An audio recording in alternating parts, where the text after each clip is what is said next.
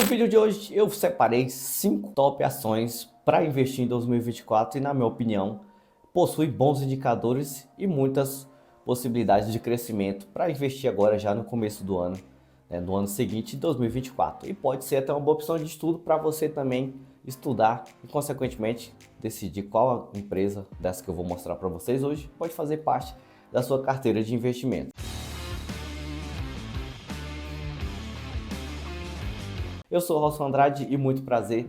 Se você ainda não é inscrito do canal, só peço que você simplesmente clique no botão de se inscrever, deixe o seu gostei nesse vídeo para que ele também possa ser mostrado para mais pessoas. E vamos falar um pouco sobre as ações que, na minha opinião, vão ser bem interessantes para estudo e tem um grande potencial de crescimento também. Eu já vou começar falando sobre uma empresa que eu gosto bastante, que é a CEMIG, Companhia de Energia de Minas Gerais.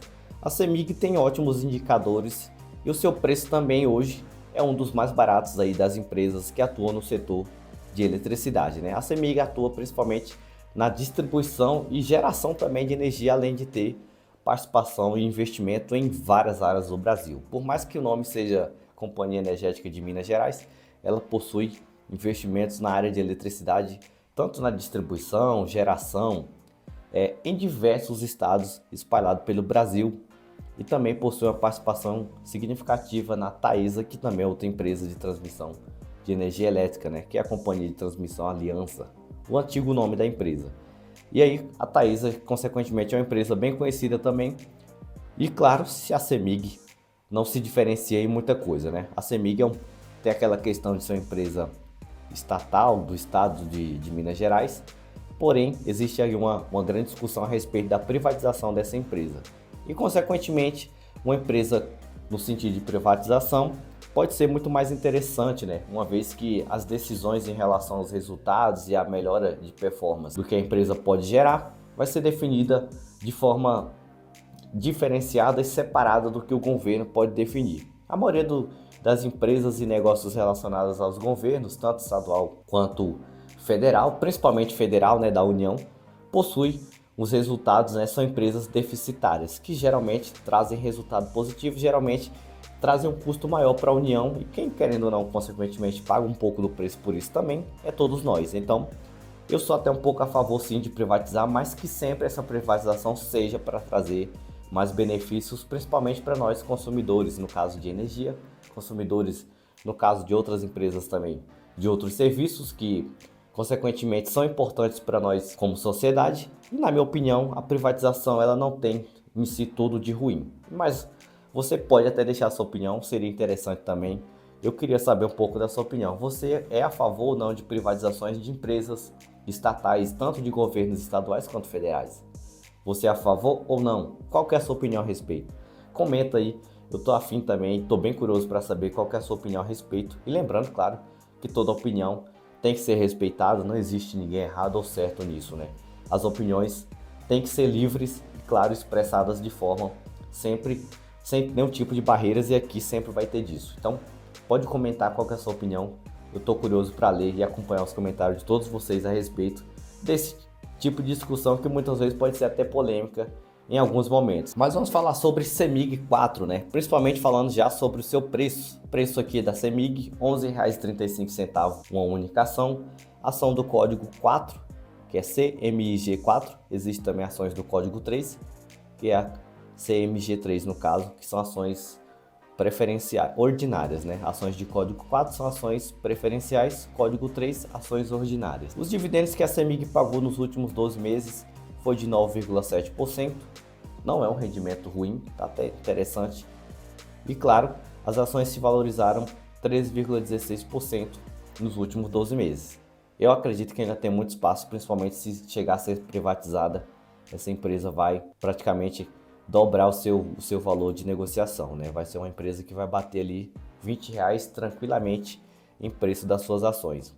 Valorizou 13%, não é pouco, mas também comparado a outras ações ainda é, claro, uma valorização até um pouco mais tranquila, mas eu acredito que se acontecer isso, além, claro, dos números que a empresa já possui, há uma possibilidade muito grande dessa empresa se valorizar nos próximos 2 anos, 24 e 2025. Falando um pouco dos indicadores da CEMIG, eu gosto muito do PL, O PL aqui da CEMIG é bem baixo, de 3,74, e claro, isso mostra que a empresa tem capacidade de gerar um retorno, né, para quem investe em uma ação da empresa no curto prazo. Um pouco menos de 4 anos você já consegue ter esse retorno, né? O tempo de retorno do seu investimento é de aproximadamente 4 anos. O preço em relação ao seu lucro é relativamente baixo.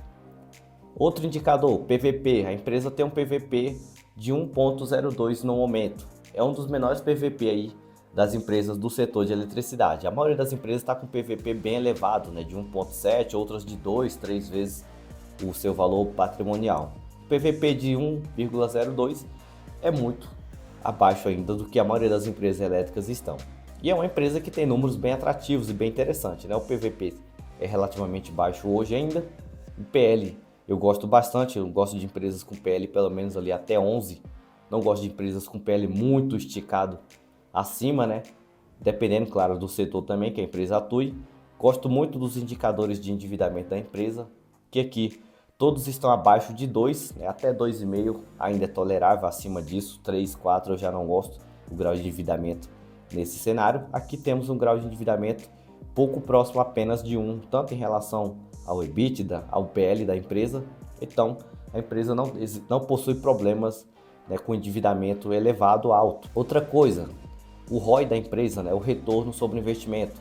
Quanto que a empresa investe dos seus próprios lucros e quanto disso retorna para ela. Aqui, a CEMIG tem um retorno de praticamente 27,35% em relação ao que ela tem, né, de capacidade de gerar resultados.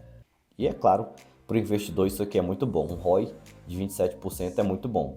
Um ROI pelo menos de 10% acima sempre vai ser bom, né? São indicadores que quanto maior, tanto o ROI quanto o ROIC e ROA, quanto maior forem esses indicadores, melhor vai ser para o investidor. Outra coisa, margem líquida. A CEMIG tem uma margem líquida de 18,52%. É uma margem líquida também bem interessante e eu gosto bastante disso. Indicador de crescimento. Como que se comportou as receitas e os lucros da empresa? Cresceram, diminuíram nos últimos 5 anos? Aqui a CEMIG teve um crescimento nos lucros de 46% em relação a 5 anos atrás. E um crescimento das receitas de 9,6%. Então, ótimo, né? São indicadores de performance, de eficiência da empresa. Quanto maior for esses indicadores, melhor vai ser para quem está investindo. Por esse motivo que eu acredito que a CEMIG é uma ótima empresa para se investir em 2024 e com certeza vai ser parte da minha carteira, né? Vou acrescentar mais ainda ações à minha carteira com certeza. Outra empresa agora do setor bancário que também, mesmo com seu preço, com a sua valorização astronômica, ainda tem muito espaço para crescer e vai crescer também, é o Banco do Brasil. O Banco do Brasil hoje tem as ações negociadas aqui a R$ 54,50, pagou 8,4% em dividendo nos últimos 12 meses, porém uma valorização aqui basicamente astronômica, né? 79,45% de valorização do seu preço há um ano atrás, né? As ações eram negociadas aqui próxima de R$ 30 e agora estão sendo negociadas a R$ 54 praticamente. Então daqui a pouco praticamente ela vai ter batido 100% de valorização, consequentemente, porque é uma empresa também que passa muita confiabilidade e claro, né, o maior banco privado do Brasil e tem muitos e muitos, mais de século de história. Foi o primeiro banco a ser fundado aqui no Brasil, foi o Banco do Brasil. E tem números também muito interessantes no setor que ela atua, que é o setor financeiro bancário, principalmente o PL também, PL relativamente baixo, de 4,6, e isso consequentemente na minha visão é muito bom. A empresa praticamente não possui dívidas, né? Não possui números aqui em relação a dívidas. O seu PVP hoje é de 0,94, ainda tem desconto mesmo com a valorização de quase 80%. O PVP aqui relativamente baixo. Deve aumentar esse PVP, né? O seu valor deve consequentemente subir, mas ainda é consideravelmente barato em relação ao seu valor patrimonial. Outras informações de performance que eu também acredito e gosto muito, o ROI, né? 20% aqui no caso do ROI e o ROA de 1,5% e o crescimento dos lucros de 25% nos últimos 5 anos, o crescimento das receitas de quase 10% também, 9,9% e uma margem líquida do banco de 12,40%. São poucos os bancos que têm uma margem líquida tão boa assim, né? A maioria fica em 5%, 6%, 6%. O próprio Bradesco mesmo tem uma margem um pouco inferior do que o Banco do Brasil, né? mesmo o Bradesco sendo um banco privado e é o maior banco privado negociado ali com um valor de mercado de 250 bilhões mais ou menos de reais. É o maior banco privado do Brasil e um dos maiores da América do Sul também, né? Não é só do Brasil, não é. Somando o seu valor de mercado aí, é um dos maiores da América do Sul também. Então são indicadores que o Banco do Brasil possui muito bom também, né? A questão da margem líquida, a questão do crescimento nos lucros, o ROI, o retorno sobre o investimento do banco também é muito bom. E os seus outros indicadores também são indicadores de uma boa eficiência em relação ao que ele vem realizando nos últimos meses. E eu gosto bastante do Banco do Brasil. É uma segunda opção, tanto para quem quer uma empresa mais segura, que possui mais de 100 anos de existência e mesmo sendo uma empresa que tem influência do governo, de certa forma, não deixa de ser uma empresa interessante, né? Talvez para alguns tenha medo da questão do governo, mas é uma empresa que continua sendo independente em vários aspectos e vai continuar sendo provavelmente por um bom tempo. Então, eu acredito muito no potencial do Banco do Brasil também. Agora, falando um pouco de uma empresa que até foi argumento de polêmica e de várias manifestações aqui em São Paulo, que é a Sabesp, uma empresa do setor de água e saneamento básico, né? Praticamente, ela atua em todo o estado de São Paulo, prestando serviço de saneamento e, claro, de água, que são serviços essenciais para todos nós. O preço da Sabesp é um pouco mais elevado, né? R$ 71,17. E os seus dividendos aqui realmente são a parte mais, digamos assim, simples e fraca em relação às outras empresas. Porque os dividendos aqui, a Sabesp não tem o foco em pagar muitos dividendos e os seus dividendos foi de apenas 1,79 nos últimos 12 meses. Então, é uma empresa que não tem tanta estratégia e tanto foco em pagar dividendos. Mas é uma empresa também bem sólida, né? As ações, mesmo assim, nos últimos 12 meses se valorizaram 33%. E agora, com essa privatização que consequentemente já vai ser realizada, né? Vai existir uma transição para a parte da privatização da empresa. Digamos que esses números devem melhorar ainda mais e a empresa com certeza vai crescer também. Aqui falando um pouco sobre o PL, a empresa tem um PL um pouquinho mais elevado, de 16,3, mas também para o setor de saneamento não é uma empresa que tem um PL tão ruim, se comparado a outras empresas também, como por exemplo Sanepar, ou até mesmo Copasa, que também é de Minas Gerais. São empresas que possuem números bem próximos, né? O PVP da empresa, a empresa já tem um PVP de 1,6, mas ainda é um PVP relativamente aceitável. Passou de 2 adiante, eu já acho um PVP muito alto. Eu não gosto de comprar empresas com PVP assim, mas dá para esperar esse PVP um pouco menor para que possa comprar sim as ações com desconto, né? Falando um pouco sobre os indicadores aqui de dívida, a empresa possui as dívidas até que equilibradas com relação apenas ao EBITDA, que é de 3,5, mas ainda não é tão elevado, né? A partir de 3 adiante, digamos que está no limite, né? Pelo menos na minha visão. Até 3 aí é o limite de endividamento que a empresa, né, 2, 3 vezes o seu patrimônio, o seu PL e tudo mais. Eu já acho que é o limite para mim. Se ela tivesse com o PL um pouco mais elevado, consequentemente já seria uma má opção de investimento. Até 3 ainda até é tolerável para o tipo de segmento que a empresa atua. A margem líquida da empresa também é muito boa, 12,29% de margem líquida. E, claro, o ROI de 10,07%, o ROA de 5%.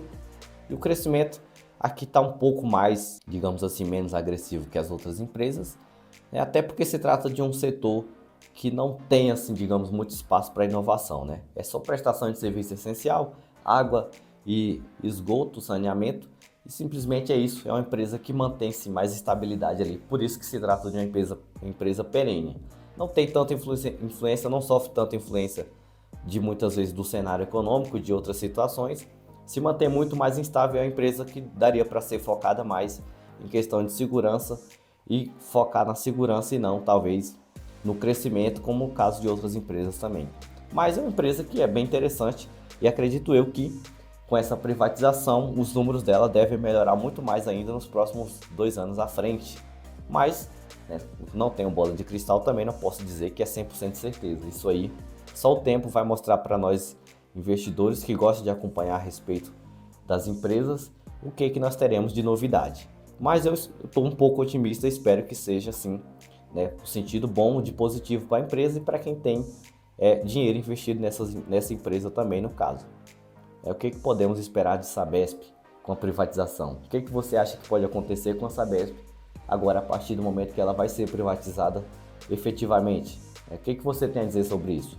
Comenta aí para mim que eu quero saber a sua opinião também. Agora falando sobre uma empresa que seria a nossa quarta empresa, uma empresa que atua no setor farmacêutico, no varejo principalmente, né, que é a Hypera, uma empresa muito grande em atuação no seu setor e é claro a empresa que está por trás de várias marcas aí de nome que você deva conhecer. Um exemplo de uma marca é a de adoçante Zero Cal, né? A Hypera é quem está por trás da marca e de diversos outros produtos aí bem conhecidos também, como por exemplo o Engov, que é aquele produto que você bebe lá, aquele remédio para curar ressaca, quando você tem uma noite bem puxada ali, e aí você toma aquilo e resolve um pouco do seu problema. Então a Hyper é uma grande empresa que atua em várias segmentações, ramificações dentro do setor farmacêutico, na distribuição, né, nas lojas que faz parte do grupo também, e possui números bem interessantes, né? É uma empresa do setor farmacêutico que tem números bem atrativos e bem interessantes para se levar em consideração. Vamos falar primeiro do seu preço, né, de R$ 35,37. Os dividendos que a Hyper distribuiu nos últimos 12 meses não foram tão elevados, 3,4% apenas, e sofreu uma desvalorização de 16%. Possivelmente deve estar até mais barata para se investir novamente. Falando um pouco dos indicadores de Hypera, o PL de 12,6 é um PL até bom, se comparado a outras empresas até do próprio setor farmacêutico também, que tem os números bem ruins. Um PVP de 1,9 é um PVP um pouquinho mais elevado, até porque é uma das melhores empresas desse segmento, né? Considerada uma das melhores em questão de resultado e de desempenho de uma forma geral no setor que ela atua, pela questão também da estratégia voltada para várias ramificações dentro do segmento farmacêutico, distribuição, produção e até mesmo comercialização através da sua rede de farmácias. A Hypera é uma empresa que tem aí uma grande confiabilidade em relação aos investidores. Falando um pouco sobre os indicadores de dívida, a empresa tem os indicadores aqui, onde o maior número é de 2,8, né, em relação ao EBITDA. Não é um valor tão elevado assim, um grau de endividamento tão elevado. Abaixo de 3 ainda é tolerável, na minha opinião. E é uma margem líquida que realmente é bem interessante, né, de 21,6% em um setor que é, claro, do varejo, né, que querendo ou não, naturalmente já tem alguns obstáculos em relação principalmente à economia. E claro, imagine que empresas do varejo que dependem muito da questão dos juros, se os juros continuarem caindo nos próximos 2 meses, 2 anos, 3 anos para frente, consequentemente, esses resultados dessas empresas melhoram ainda mais, né? Uma vez que o cenário de juros baixo para varejo é um ótimo sinal e uma ótima melhora, né, na situação financeira dessas empresas, nos resultados e, claro, todas essas coisas de performance aí relacionada a empresas varejistas. E, claro, uma empresa que já tem uma margem líquida de 21,6% já é bom também, né? O ROI de 15,5%, um ROA também de 7,2% e, claro, o crescimento dos lucros aqui das receitas que foi de 16% no caso de receitas nos últimos 5 anos e um crescimento nos lucros também de 12,8%. É uma empresa que também tem ótimos números e pode ser uma boa opção para estudo também. Talvez o PVP aguardar um pouco mais de redução, né? Chegar um momento de um PVP um pouco mais inferior, pode ser interessante também para se investir, porque em questão de números, tem números bem interessantes aqui em relação dos indicadores, tanto de eficiência quanto de valuation também. E a última empresa que eu acredito também que com esse mesmo cenário econômico melhore muito é a empresa JHSF3, uma empresa que dificilmente é citada hoje em dia na bolsa, mas não é porque se trata de uma empresa ruim, né? É uma empresa que atua no setor imobiliário, não diretamente ali como, por exemplo, fundos imobiliários que compram galpões, mas é uma empresa que possui participações, né? A sua estratégia é investir em participações e negócios do setor imobiliário. E aí está incluso shoppings de luxo, shoppings de alto padrão e diversos outros empreendimentos relacionados ao setor imobiliário que ela atua. E também o setor imobiliário sofre com essa questão de momento econômico, né? Podemos ter visto um pouco disso também na época da pandemia, onde o setor imobiliário foi um dos setores que mais sofreu impacto negativo também, né? Com muitos estabelecimentos que são alugados, fechados, outros simplesmente empresas que locavam indo à falência e diversas outras situações assim também, com aumento de, por exemplo, de espaços locáveis vazios, uma vez que o home office ficou mais comum entre várias empresas de setores diferentes que geralmente trabalhavam só de forma presencial, mas mesmo assim tem muitas coisas aí que vão melhorar, principalmente na questão de shoppings, né, onde o movimento, quanto mais dinheiro disponível as pessoas têm em mãos, claro, consequentemente elas vão gastar mais, e shoppings geralmente são os lugares mais destinados que as pessoas buscam para gastar esse dinheiro.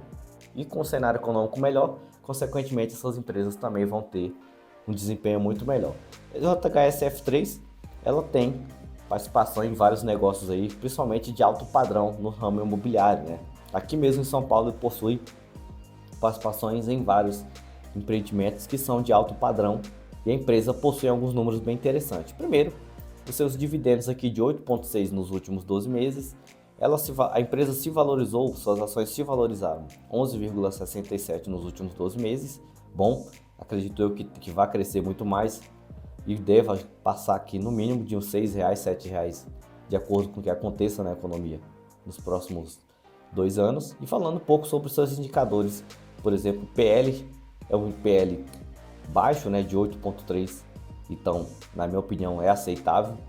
PL para alguns segmentos aí até 10 é a minha faixa de corte. No caso, o PL da JHSF é um PL de 8,3, está relativamente bom, né? Outra coisa, o PVP da empresa, PVP de 0,66, ela tem praticamente 40% de desconto ainda em relação ao seu preço patrimonial, que consequentemente é de 7,42 centavos, né?